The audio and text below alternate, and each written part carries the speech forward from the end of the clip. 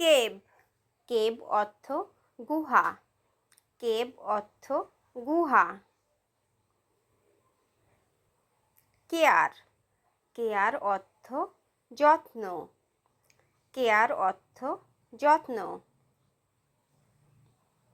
Can, can অর্থ করতে পারা, ক্যান অর্থ করতে পারা।